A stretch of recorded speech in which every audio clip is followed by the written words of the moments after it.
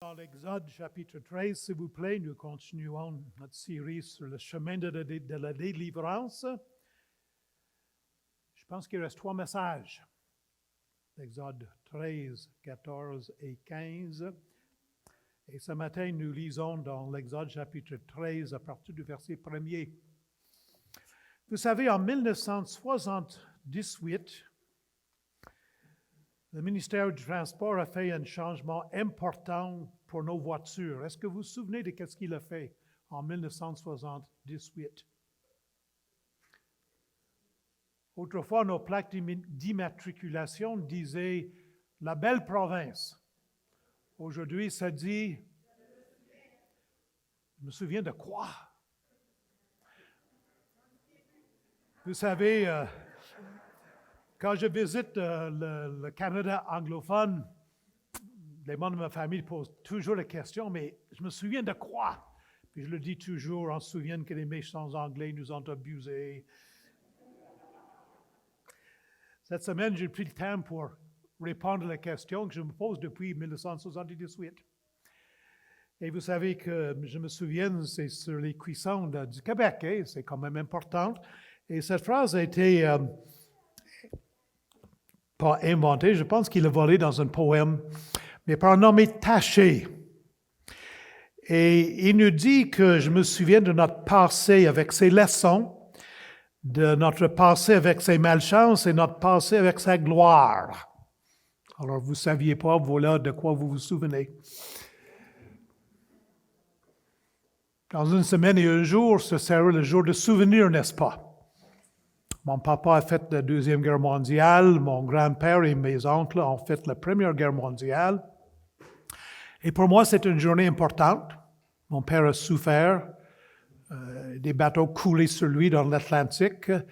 Le jour de souvenir est important pour moi.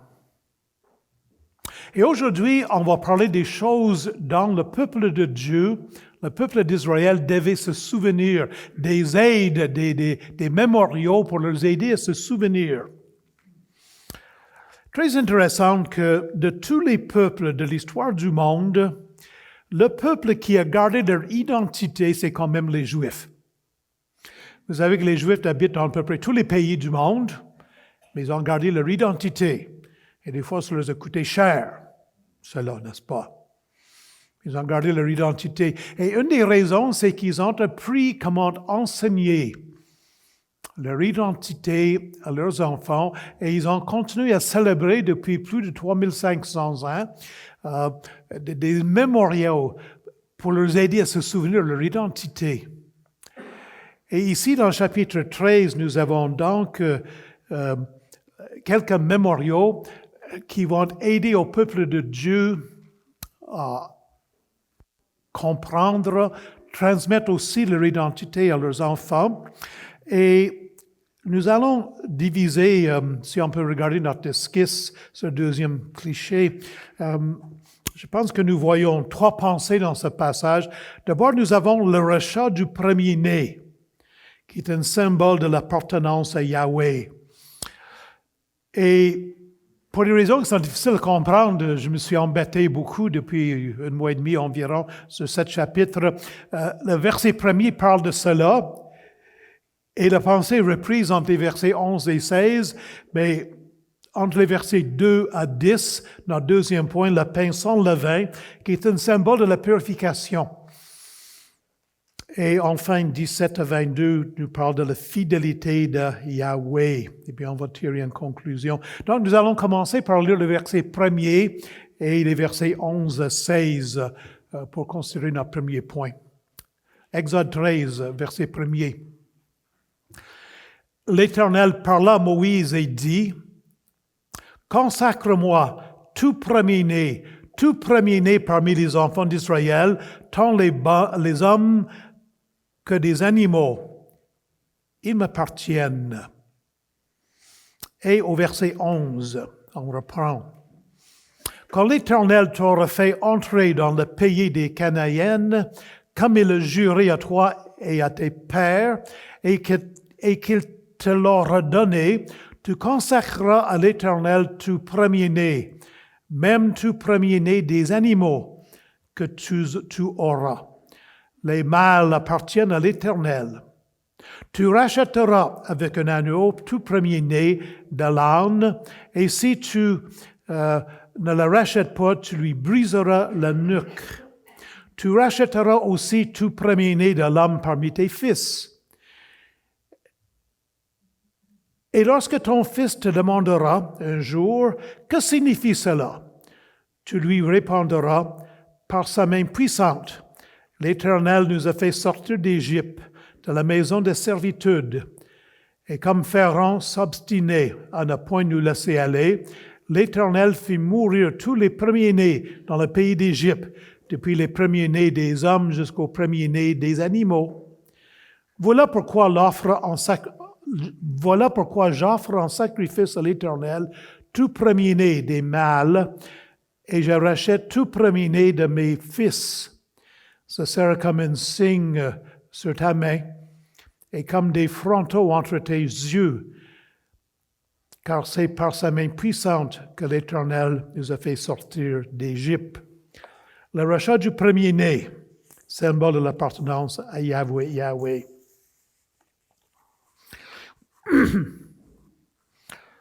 L'année après que le Québec a changé nos plaques d'immatriculation, un chanteur assez bien connu, je montre peut-être mon âge, qui s'appelait Bob Dylan. Est-ce qu'il y en a ici qui se souviennent de Bob Dylan? Ah oui, bon. De juif non pratiquant, il est devenu pendant une période de 3 ans chrétien évangélique. Il est devenu. Il a fait profession. Et il a sorti un album qui s'appelait Slow Train Coming. Je me souviens très bien. Et la pièce musicale, le chant qui a marqué cet album-là, c'était « You gotta serve somebody ». Je ne peux pas chanter comme lui, je ne veux pas chanter comme lui, mais il faut servir quelqu'un. C'était son chant. Tu vas servir quelqu'un. Très intéressant que quelques mois plus tard, John Lennon des Beatles, qui était ami de Bob Dylan, mais qui était vraiment choqué de sa conversion au christianisme évangélique, a sorti un chant qui disait « Serve yourself », « Sers toi-même », ce qui est un peu... c'est notre société, n'est-ce pas, hein? Servir soi-même. Mais Dylan avait raison. On va servir quelqu'un. On va servir quelqu'un.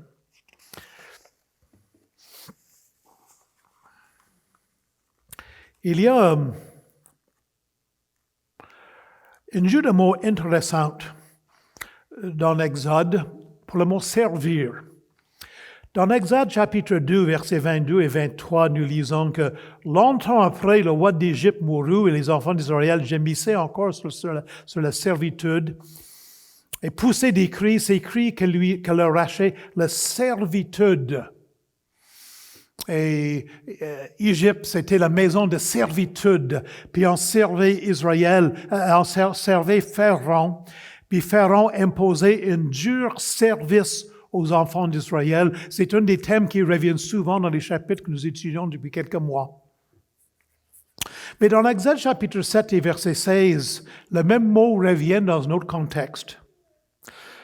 Le Seigneur dit à Moïse ceci, « Et tu diras à Pharaon, l'Éternel, le Dieu des Hébreux, m'a envoyé auprès de toi pour te dire, laissez aller mon peuple afin qu'il me serve dans le désert. » C'est le même mot. Le même mot est utilisé pour décrire la dure servitude des enfants d'Israël qui était imposée par Pharaon, construire des bâtiments, faire la brique, je ne sais pas, même peut-être construire des pyramides et servir l'Éternel. Puis, dans Lévitique chapitre 7, dans Exode 13, 5, tu rendras ce culte à l'Éternel dans ce même mois. Le mot culte, c'est le même mot servitude, servir. Puis dans Lévitique, lorsque ça parle du service des sacrificateurs dans le temple, c'est le même mot. C'est là le droit que l'onction d'Aaron et de ses fils leur donnera sur les sacrifices consumés par le feu devant l'Éternel depuis le jour où ils seront présentés pour être à mon service dans le sacerdoce. En effet, Dieu n'a pas libéré les enfants d'Israël du dur service de Pharaon pour qu'ils servent soi-même, mais pour qu'ils servent l'Éternel. Ça, c'est l'idée ici qui est en arrière de cette rachat des premiers-nés. Et ici, l'exigence de Dieu est très, très logique. Dieu avait pris la vie de tous les premiers-nés des Égyptiennes, hommes et animaux, mais il avait épargné les premiers-nés des enfants d'Israël. Et de toute façon, chers amis, toutes les vies de toute créature lui appartiennent. La vie vient de lui. Et dans un sens, les premiers-nés représentent tous les hommes et toutes les créatures. La semaine passée, je crois, c'est la semaine passée que Matthieu nous expliquait que le premier-né dans ces sociétés avait des privilèges et un statut spécial. C'est lui qui héritait de la majorité des biens de son père. Pour les familles de royauté, c'est lui qui allait régner à la place de son père. Donc, c'était quelque chose d'être premier-né, puis le premier-né ici représente toute la famille. En effet, deux différentes personnes exigeaient d'Israël de les servir. Israël devait choisir de servir Pharaon ou Yahweh. Ailleurs dans le Nouveau Testament, un des leaders va dire « Arrêtez de vous pencher des deux côtés. Hein? Servez Baal, le Dieu de ceux qui vous entourent, ou servez l'Éternel. Arrêtez donc d'essayer de servir les deux en même temps. » Et peut-être vous êtes comme ça, vous. Peut-être que vous voulez servir vous-même et servir Dieu.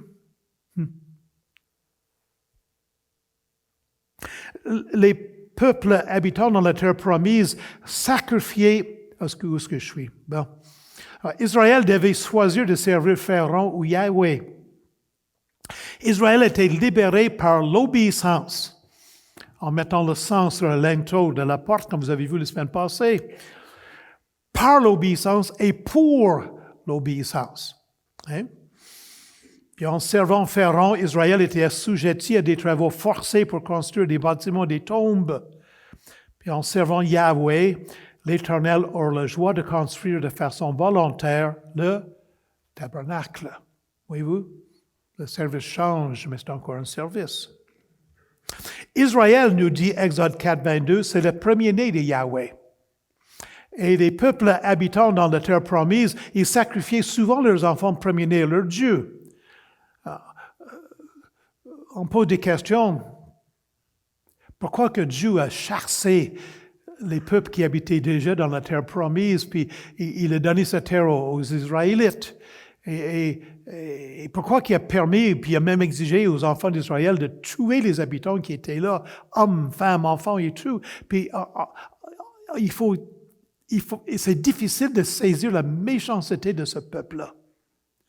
Une des façons qu'ils avaient d'adorer leur Dieu, c'était de prendre un bébé naissant qui vivait depuis quelques minutes, quelques heures seulement, puis le prendre, puis en chauffer le dieu Moloch, qui était formé la taille d'un homme, mais assis comme sur une chaise, puis sur ses jambes, il y avait une sorte de poêle, puis on l'a chauffé. Puis c'était fait en bronze, cette idole-là, puis on l'a chauffé jusqu'à ce que ce soit rouge. Puis on prenait le bébé nouveau-né, puis on l'a pressé, puis sa chair brûlée, vivante.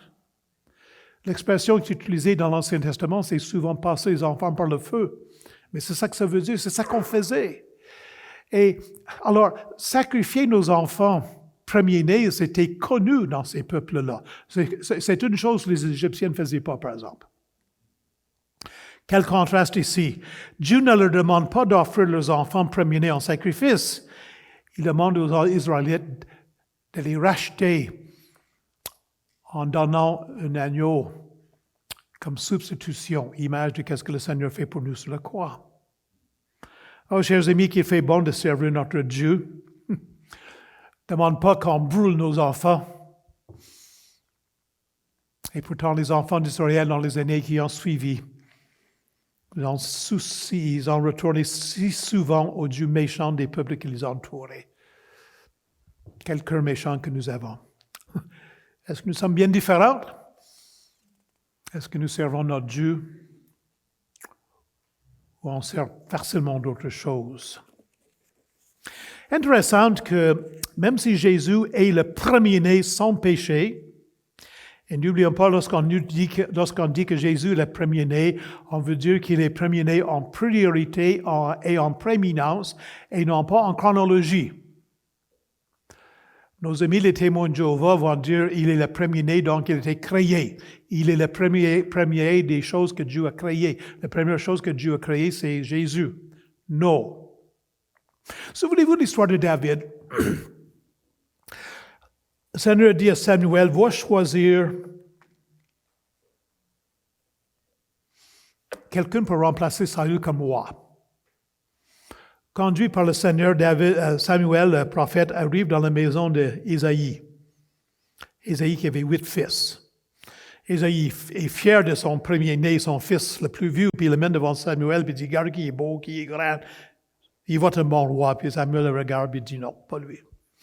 Deuxième fils arrive, troisième fils arrive, quatrième, cinquième, sixième, septième fils arrive. Non. Puis là, Samuel dit, est-ce qu'il y en a un autre? Ben oui, mais le petit David qui est dans le champ avec des berges, avec les brebis, c'était le job ingrat qu'on donnait aux plus jeunes. Hein? On le mène devant Samuel, puis on loin d'huile, puis c'est lui qui devient le roi. Puis David est appelé quoi? Le premier-né. Il est le 8e né, sans compter ses sœurs.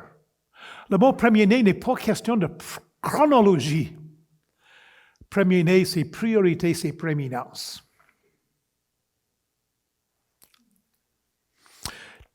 Jésus était tellement identifié avec son peuple que lors de sa naissance, Joseph et Marie l'ont consacré à l'Éternel en offrant un sacrifice. Puis dans Luc 2, on lit, c'est très intéressant ici. Joseph et Marie le portèrent Jésus à Jérusalem pour le présenter à l'Éternel, suivant ce qui est écrit dans la loi du Seigneur. Tout mâle premier-né sera consacré au Seigneur. Et pour offrir un sacrifice 2 tourterelles ou 2 jeunes pigeons, comme cela est prescrit dans la loi du Seigneur. Alors, même 1500 ans plus tard, 1400 ans plus tard, Joseph et Marie ont obéi à cette loi. Dans un sens, ils ont racheté Jésus qui était le premier-né. Intéressant que dans l'Ancien Testament, normalement, il fallait donner un agneau. Mais si on était très pauvre, on pouvait donner 2 petits oiseaux. Qu'est-ce que Marie et Joseph ont donné? Des petits oiseaux. Notre Seigneur Jésus est né pauvre pour que nous autres en devions riches en lui. Un rachat du premier-né. Deuxièmement, le pain sans levain, symbole de la purification. Aujourd'hui, la fête des pains sans levain est encore très importante pour les Juifs. À Montréal, je sais très bien, j'ai eu des amis juifs à Québec. Une des choses qu'on fait pour que les enfants comprennent que c'est important, c'est que les parents vont cacher du levain partout dans la maison, sur le divan, dans les armoires, un peu partout dans la maison. Puis pendant quelques jours avant la fête sans levain, les enfants doivent chercher partout dans la maison pour trouver du levain puis le sortir de la maison, pour que les enfants participent dans cette fête-là. Puis c'est encore comme ça à Montréal. Après au mois de mars-avril, selon la lune, après la Pâque, c'est la fête sans levain. Maintenant, mon épouse fait du pain parfois, pas assez souvent. J'aime son pain, puis tu vois le résultat. Quand on s'est mariés, mon épouse faisait du pain à tous les jours, presque du pain brun, du pain blanc, des petits pains comme ça, c'était bon. C'est pour ça que je l'ai mariée. Puis, ça prend environ 2 heures pour que le pain lève. J'ai demandé, vendredi, j'ai demandé combien de temps ça prenait pour que le pain lève. Elle a dit environ 2 heures, puis je l'ai vu faire, là, ça lève, puis elle frappe, puis elle laisse sortir l'air, je pense, je ne sais pas. Puis là, elle laisse lever une deuxième fois avant de faire la cuisine. Ça prend 2 heures. Mais il semble que le levain que nous avons aujourd'hui travaille beaucoup plus rapidement que voilà 3500 ans. Lorsque j'ai lu, je fais des recherches, j'ai vu que c'était environ 6 heures pour que le levain prenne effet dans le pain qui était cuit à cette époque-là. Alors, les enfants d'Israël n'avaient pas le temps d'attendre que le pain lève. Ils devaient sortir à la hâte. Ils étaient pressés pour sortir. Le Nouveau Testament nous aide à comprendre le symbolisme du pain sans levain. Dans Luc 12, verset 1er, Jésus va dire « Avant tout, gardez-vous du levain des pharisiennes, qui est l'hypocrisie. » Et dans 1 Corinthiens 5, l'apôtre Paul dit à l'église de Corinthe, « C'était bien tard que vous vous glorifiez. Ne savez-vous pas qu'un peu de levain fait lever toute la pâte? Faites disparaître... » Mon épouse va prendre juste un peu de levain, puis 2-3 pains, un grand morceau de pâte, c'est assez. Hein? « Faites disparaître le vieux levain, dit Paul, afin que vous soyez une pâte nouvelle, puisque vous êtes sans levain. Car Christ, notre Pâque, a été immolé pour nous. Célébrons donc la fête, non avec du vieux levain, non avec un levain de malice et de méchanceté, mais avec les pains sans levain de la pureté et de la vérité. » Alors c'est clair ici que le levain représente le péché, particulièrement l'hypocrisie et l'orgueil. C'était bien tard que vous vous glorifiez. L'Église de Corinthe a été orgueilleuse. Ça pensait vraiment extraordinaire. Alors, le pain, pas toujours. Faites attention. Je ne suis pas certain que dans Matthieu 13, par exemple, que le levain est un représentant du mal. Mais non, très souvent, ça l'est. Puis je pense que sous l'autorité de 1 Corinthiens, chapitre 5, nous pouvons dire ici que la fête de pain sans levain, dans cette fête-là, le levain parle du péché.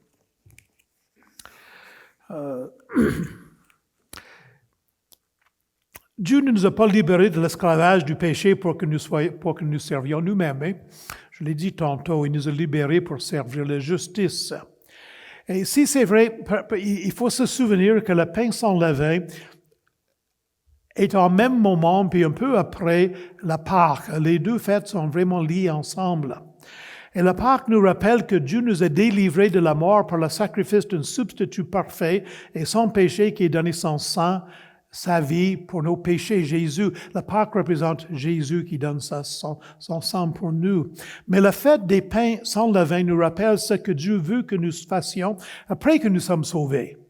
Vivre une vie de sanctification, de plus en plus libérés de la pratique du péché. Voilà les pains sans levain. Les enfants d'Israël devaient sortir d'Égypte avec hâte. C'est une des idées de base de ces pains sans levain. On ne pouvait pas faire lever le pain avant de le cuire parce qu'il n'y avait pas le temps, c'était urgent de sortir. Les enfants d'Israël devaient obéir avec hâte, rapidement. Puis est-ce que c'est trop pour moi ce matin de suggérer que ça nous rappelle que nous devons nous aussi obéir au Seigneur avec hâte? Moi, je me souviens, je ne m'en vante pas, des moments dans ma vie où je savais qu'il fallait que j'obéisse au Seigneur.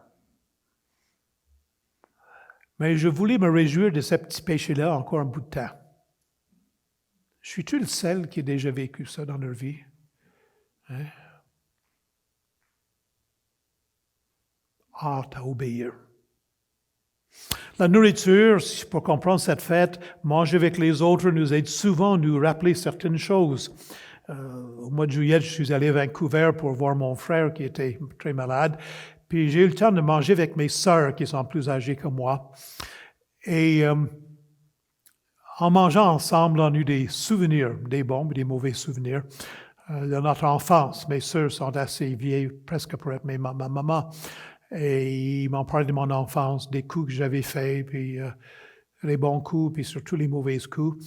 Et on a eu un bon temps en mangeant ensemble pour se souvenir. Puis on sait que manger ensemble, c'est des bons moments pour parler, hein, n'est-ce pas? Et voilà, cette fête de pain sans levain, ce temps de manger, ce pain pas levé, c'était un moment pour se rappeler. Je me souviens, le jour de souvenir. Et ce pain sans levain, c'était une opportunité aux enfants d'Israël de se souvenir que leurs parents, leurs grands-pères, arrière-grands-pères sont sortis rapidement en hâte d'Égypte. avec hâte lorsque le Seigneur les a livrés. Intéressant que le Seigneur nous a laissé un rapport pour nous aussi, hein? Le rapport du Seigneur. Aussi relié très étroitement avec la Pâque et pour nous rappeler sa mort. Troisièmement, la fidélité de Yahweh. Puis j'ai 3 points ici. Nous allons lire, j'ai pas lu le... Bon.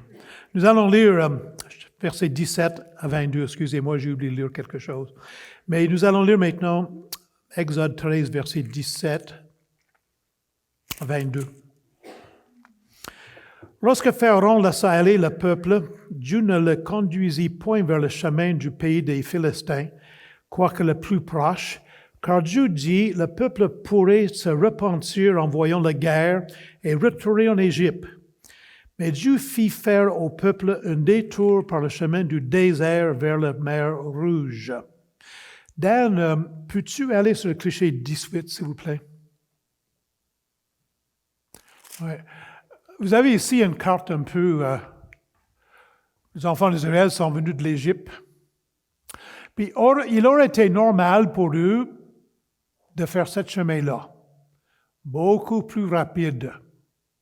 Il y avait une grande route ici, qui existe depuis toujours, parce que l'Israël, c'est le chemin naturel entre la Grèce, la Rome, la Syrie, Babylone, la Syrie, puis l'Égypte au sud. Puis il y avait une route royale ici depuis toujours, puis c'était un chemin facile. Mais Dieu a plutôt dit, non, vous allez passer par là. C'est ce qu'ils ont fait. En québécois, on dit, ici à Trois-Rivières, on dit passer à Québec pour aller à Montréal. C'est à peu près ce qu'ils ont fait. Hein? On revient sur le cliché. Où sommes-nous? Sur le cliché 17.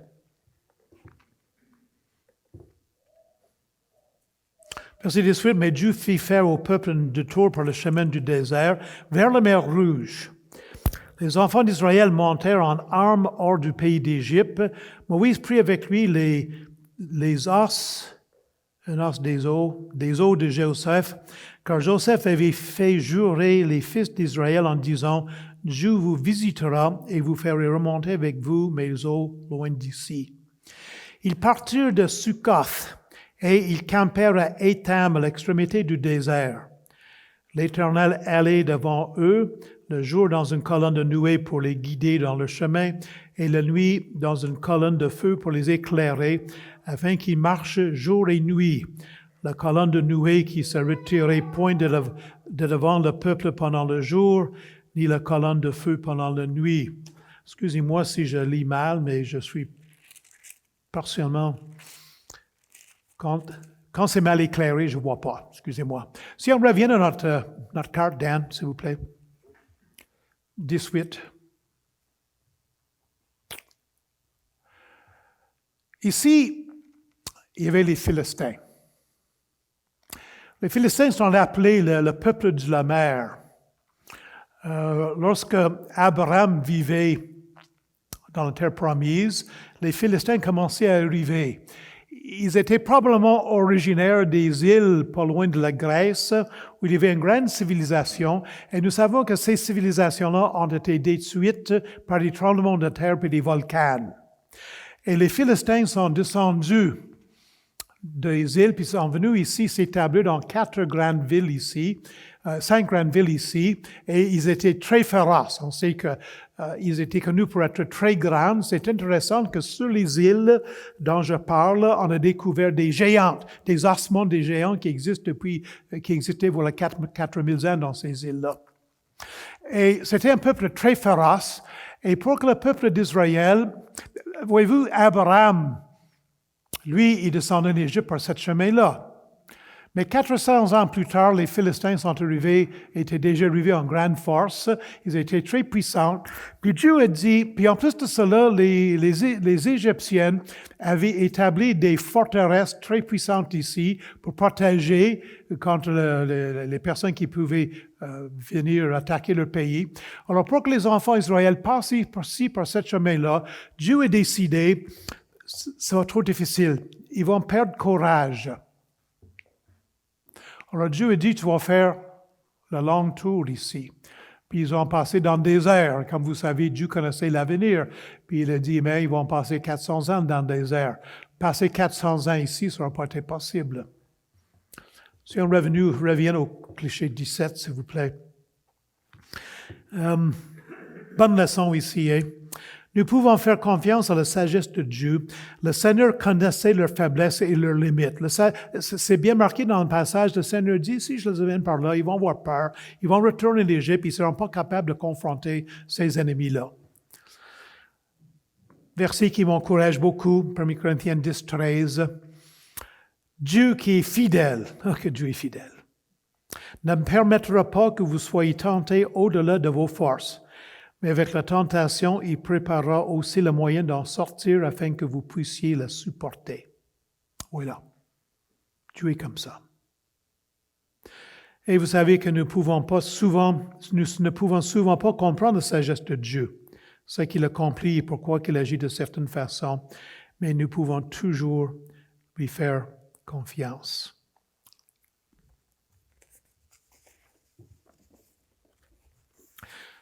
Deuxième petit point ici, sur le cliché 19, nous pouvons faire confiance à ses promesses. Dans le verset 19, nous lisons qu'ils ont pris avec eux les os de Joseph, qui était mort depuis 350, 400 ans, je ne sais pas. 400 ans plus tard, Dieu s'est souvenu de sa promesse de sortir Israël d'Égypte. Est-ce que vous avez prié pour des choses, puis ça fait longtemps, puis ce n'est pas répondu encore? Mais Israël, c'était 400 ans. Soyez patients. 400 ans plus tard, Dieu s'est souvenu qu'il avait retourné les os de Joseph dans la terre promise. 400 ans plus tard, Dieu s'est souvenu de son alliance avec Abraham, Isaac et Jacob. Oh, chers amis, Dieu ne manquera pas d'accomplir ses promesses envers nous. C'est certain. Troisièmement, nous pouvons faire confiance à sa présence. Alors, dans le désert, la présence de Dieu était représentée par la colonne de feu et la colonne de nuée qui conduisait le peuple de Dieu. Et plus tard, la colonne de feu est entrée dans le tabernacle et ensuite sur le temple, symbole de la présence de Dieu qui était assis sur l'arche de l'Alliance. En Ézéchiel, la colonne de feu quitte le temple et s'en va vers l'est, un peu symbole du fait que Dieu a délaissé son peuple à cause de leur méchanceté. Il ne pouvait plus demeurer avec eux. Et symbole aussi de la déportation du peuple de Dieu vers Babylone. Mais dans les évangiles, Jésus est la présence de Dieu. Il est le tabernacle, Jean 1, 14. La parole qui était avec Dieu, qui était Dieu, est venu, il a pris la chair, il est devenu homme, et le mot original, c'est il a tabernaclé. J'hésite même de dire ce mot-là dans une assistance québécoise, là, malheureusement, mais c'est notre mot préféré. Vous savez qu'en Mexique, on appelle les Québécois de Los Tabernacles, savez-vous ça? Mais Jésus est devenu l'endroit où Dieu est demeuré parmi nous. Et nous pouvons nous faire confiance à sa présence. Dans Ésaïe chapitre 63, nous avons l'indication que la colonne de feu symbolisait l'Esprit de Dieu. J'ai copié quelques mots de ce grand passage-là. Alors son peuple se souvint des anciens jours de Moïse. Où est celui qui mettait au milieu d'eux son Esprit Saint, qui dirigea le doigt de Moïse?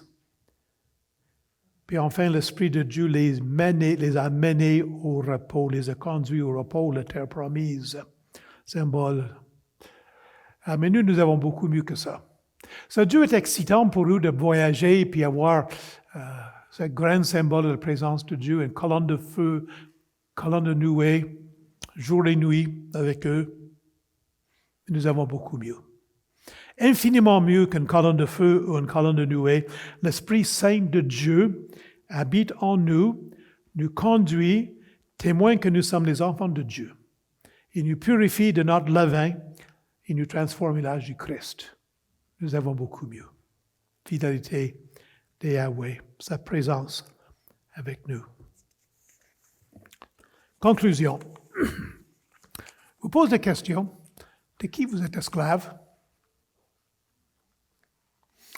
Il y a quelques années, dans le centre du Cap, un des cantiques préférés de tout le monde était « Jésus m'a donné la liberté ». Vous vous souvenez de ce cantique-là? Je ne l'aime pas. Prétexte pour vivre n'importe comment. Je sais qu'on est libre, mais moi je suis esclave. Est-ce que nous mettons tellement d'emphase sur notre liberté que nous oublions que nous sommes esclaves du Christ? L'apôtre Paul a souvent exprimé sa joie et le privilège d'être esclave de Christ. Hein? Bob Dylan a bien dit, je ne vais pas chercher ma théologie de Bob Dylan, mais il avait, une fois dans sa vie, il avait raison. You got to serve somebody, tu vas servir quelqu'un. Tu es esclave de Christ. Ou bien tu vas finir comme esclave de tes propres passions. Il n'y a rien de pire qu'être esclave de nos propres passions. Hein? Enfin, esclave du diable lui-même. Tu vas servir quelqu'un. La seule chose que tu peux faire, c'est de choisir qui tu vas servir. Deuxièmement, est-ce que tu obéis au Seigneur avec hâte? Il aurait été triste qu'un seul enfant d'Israël manque l'appel lors de l'Exode. Bon, ça ne presse pas. Tout le monde est pressé pour tuer l'agneau puis peinturer les lenteaux avec le sang. On va faire ça à un moment donné, dans une journée ou deux. Là, je suis occupé, moi, là. Le Canadien joue ce soir, puis...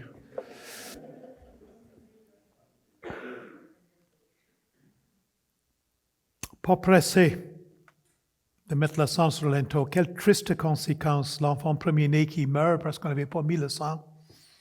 Manquer la délivrance à la mer Rouge, pas voir ça. Jamais entrer dans la terre promise, pas hâte d'obéir au Seigneur. Oh, chers amis, est-ce que tu obéis au Seigneur avec hâte?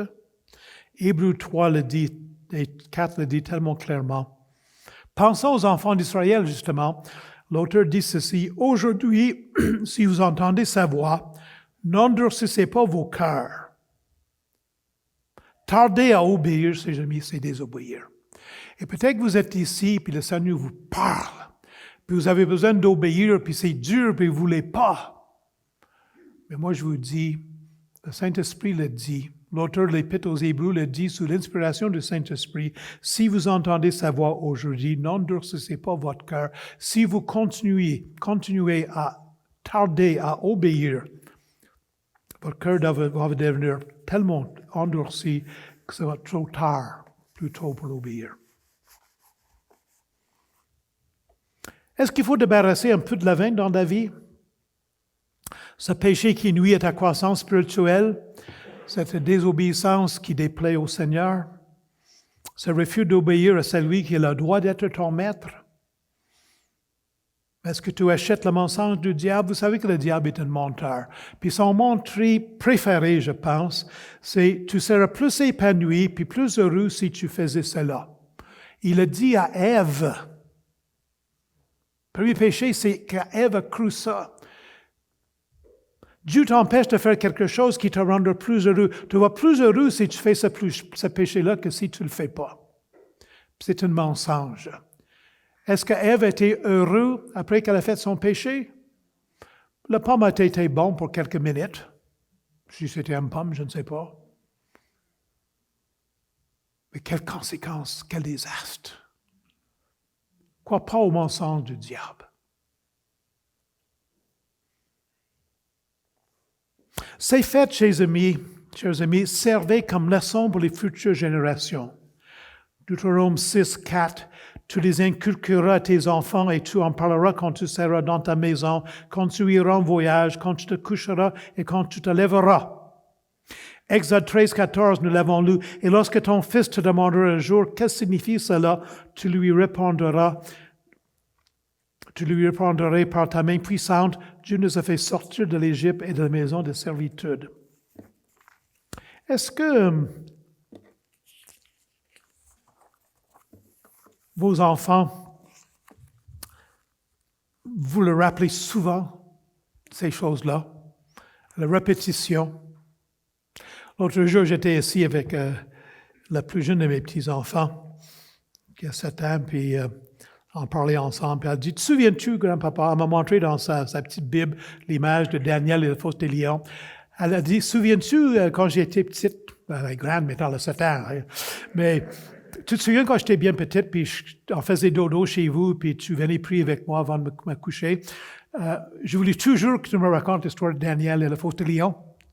Elle se souvenait de ça, elle. Je lui ai raconté cette histoire au moins 200 fois, je pense. Puis je faisais exprès pour faire des erreurs pour qu'elle me corrige, ou bien parce que j'étais oublié, là.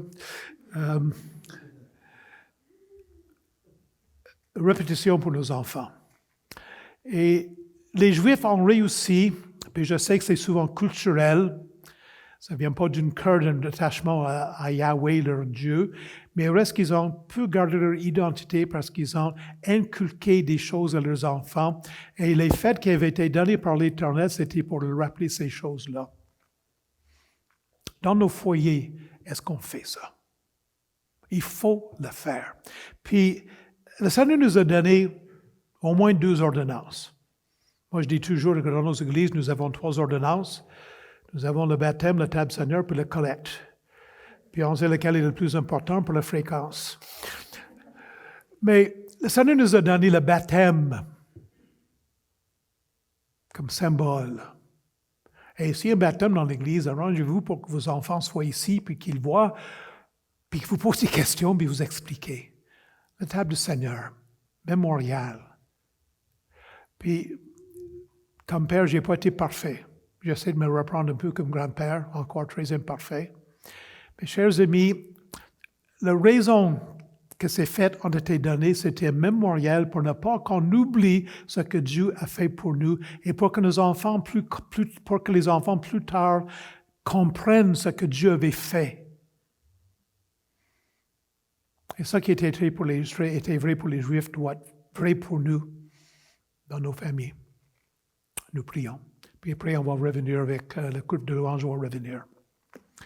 Seigneur, on tourne vers toi, puis on te remercie pour ces fêtes, pour ta parole, pour la richesse de ta parole. Il y a bien des choses qu'on aurait pu dire ce matin. Il manquait de temps, on n'a pas tout dit.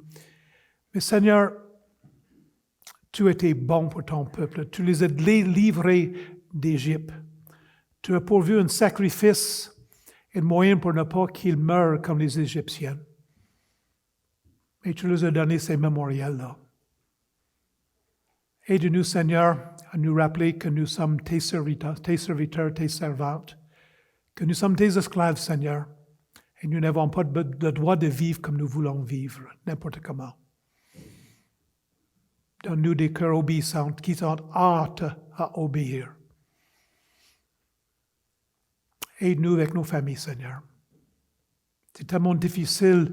Nous sommes entourés dans une société qui ne s'intéresse pas du tout à toi, qui est contre Dieu. On sait que c'est vrai. Aide-nous avec nos enfants. On demande cela au nom de Jésus. Amen.